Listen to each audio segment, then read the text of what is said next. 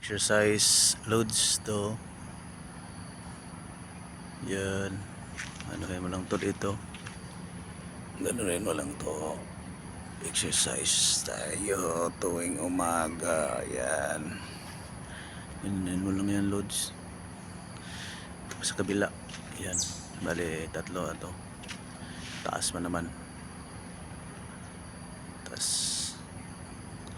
yan o. May kubo doon sa kabila. Grabe yung ano dito nila. Exercisean. Hindi ka mahirapan na maghanap ng ano. Gusto kang magpapawis. Dito ka na. Ito.